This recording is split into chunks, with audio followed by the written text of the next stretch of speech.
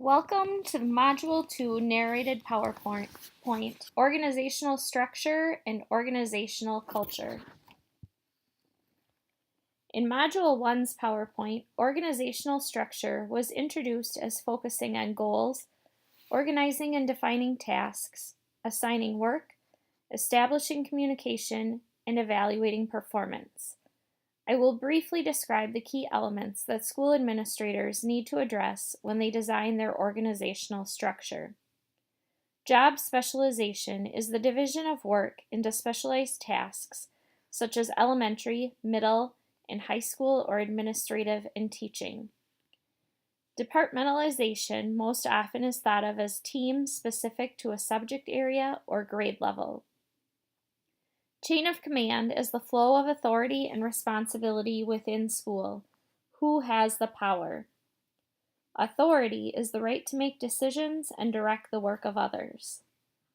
The individual with authority has responsibility for the execution of work. In a school district, authority begins with the school board, superintendent, principal, and so on. Delegation of authority or shared leadership is referred to as decentralization of authority.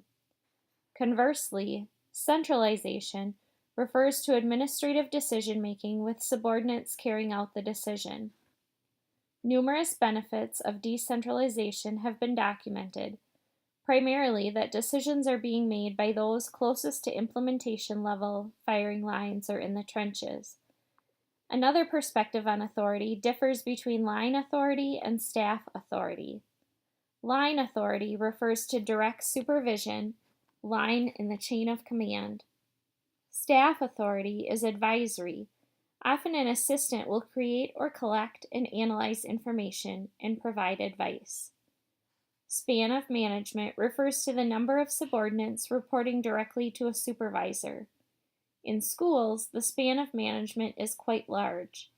Often, team leaders or grade level leaders will form a leadership team that allows a principal to expand the number of teachers he or she can effectively supervise. Max Weber identified bureaucracy as the ideal form for organizational structure.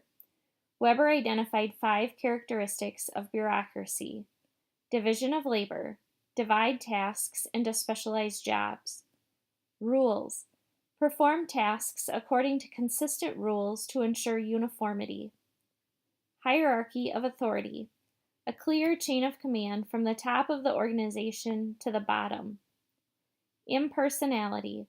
Social distance between managers and subordinates ensures rational decision-making. And competence. Employment is based on qualifications and promotions based on job-related performance. The participatory management model places greater emphasis on employee morale and job satisfaction. Douglas McGregor presented the idea that management actions flow from the assumptions managers have about their subordinates. 2 sets of opposing assumptions were identified: Theory X and Theory Y. Theory X holds the assumptions that people dislike work and will avoid it. People must be controlled by authority with directives and threats to complete the work.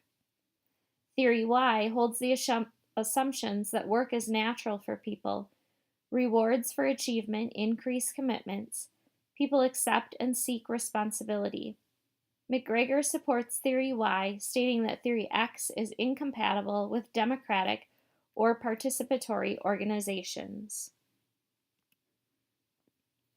Likert developed System for Organization, 4 management systems ranging from authoritative to participative. Likert determined the participative group system was most effective. The participative group system was based on supportive relationships, group decision-making, and high performance goals of the leader. Etzioni believes that morality and shared values and commitments are far more important motivators than the basic extrinsic needs. Sir Giovanni contends that moral authority leads to performance that far exceeds bureaucratic leadership. School-based management is an effort to move decision-making authority to the school level. This is often accomplished through the establishment of a school site council comprised of teachers, parents, students, and community members. There are alternative models of organizational structure that do not fit the bureaucratic or participatory model. A few examples are compliance theory, mechanistic organic organizations, and strategy structure typology. Compliance theory identifies three types of organizational power: coercive, using force or fear; utilitarian, using extrinsic rewards; and normative, using intrinsic rewards. It relates these to three types of involvement: alienative, intensely negative; calculative, low intensity, either positive or negative; and moral, highly positive. Etzioni found relationships between coercive power and alienative involvement, utilitarian power and calculative involvement, and normative power and moral involvement. According to this, schools should function using normative power.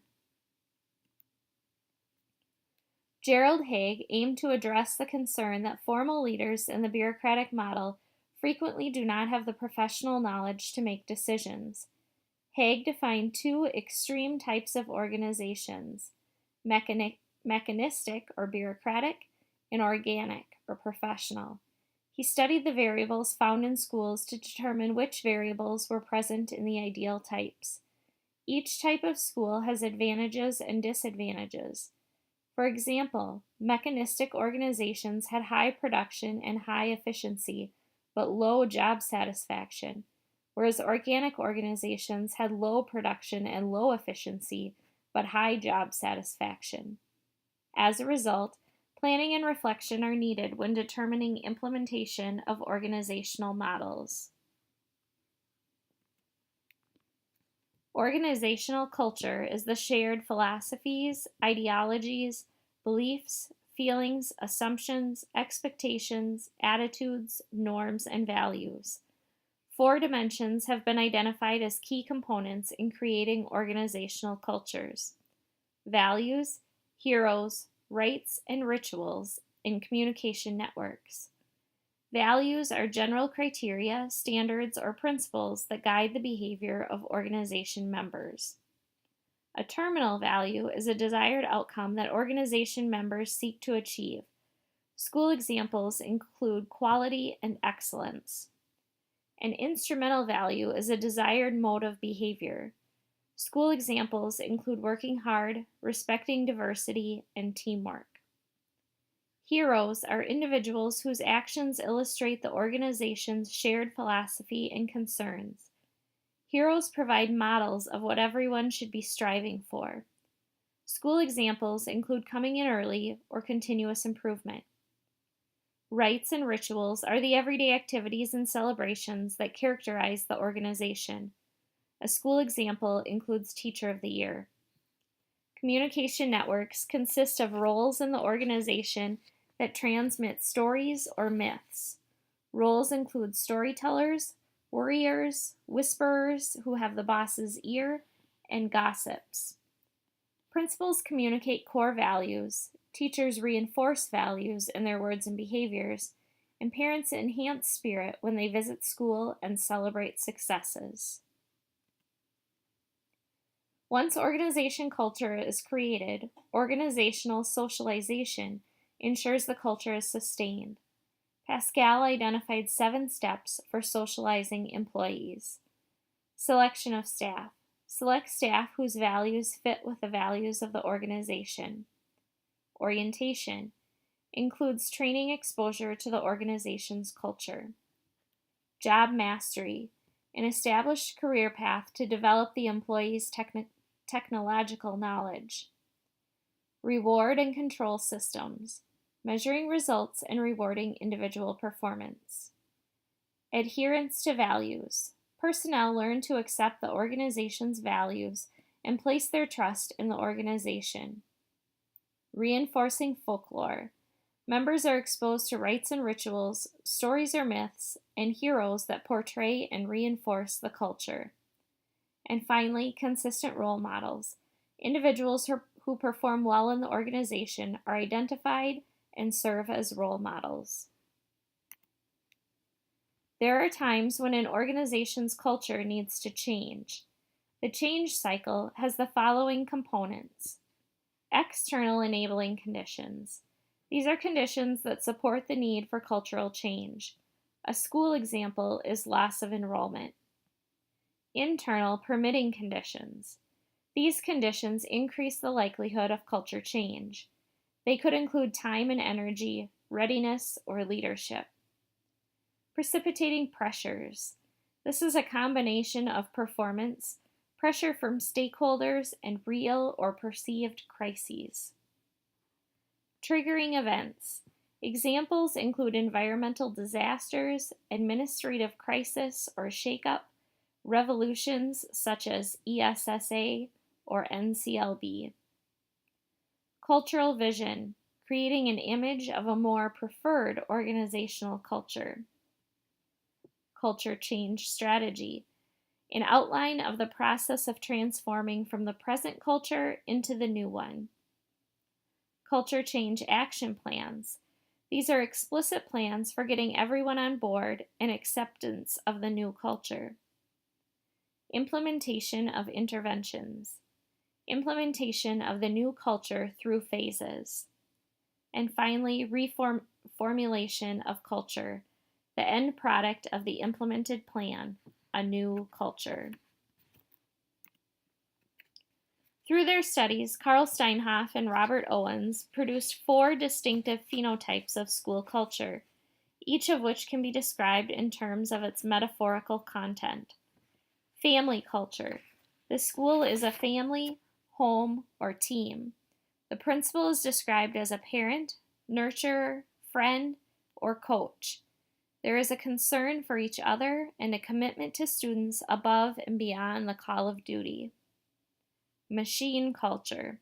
The school is a well-oiled machine. The principal is a workaholic or the general. The school is a machine teachers use to accomplish work. Cabaret culture. The school is a circus or a ballet. The principal is the master of ceremonies or the ringmaster. There's pride in artistic and intellectual quality of teaching. And Little Shop of Horrors culture. The school is a nightmare, a revolution. The principal is a self-cleansing statue ready to offer up a sacrifice if it will maintain his or her position. The culture is cold, hostile, and paranoid. Organizational climate is the environmental quality within an organization.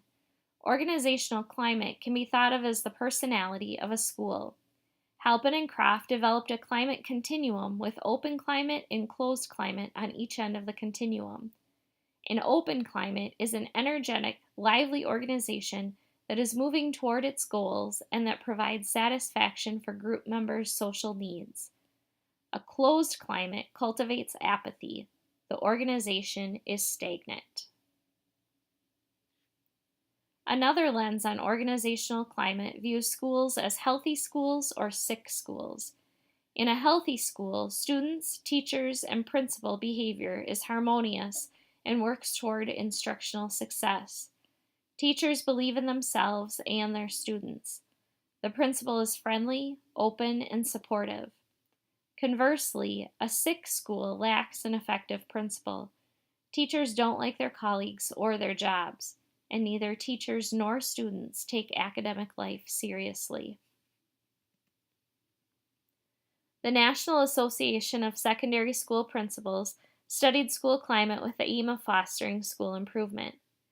NASSP developed a model with assumptions that climate and satisfaction are distinct but related concepts. Climate predicts effectiveness. Student outcomes and cost measures determine school effectiveness. The CASE organizational climate survey instruments imply that most schools are not as effective as they might be. Because effectiveness is a continuum, schools can always improve their performance. The case battery provides a framework that allows schools to monitor progress toward improvement through data.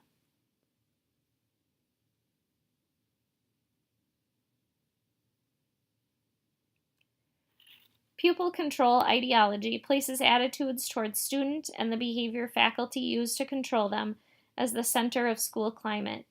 The basis for pupil control ideology is that the goal of schools is to achieve major changes in children: cognitive, behavioral, social, and physical. Two models of controlling student behavior are the humanistic school and the custodial school. In the humanistic school, learning is viewed as an engagement in worthwhile activity, a democratic atmosphere is nurtured, and teacher and pupils take responsibility for their actions. A custodial school could be described as highly controlled and hierarchical. Students are perceived as irresponsible and undisciplined who must be controlled through punitive sanctions. Subsequent studies found custodial schools to have low teacher morale, low job satisfaction, and lack of collaboration. Humanistic schools were associated with high student self-concepts, motivation, task orientation, and problem solving.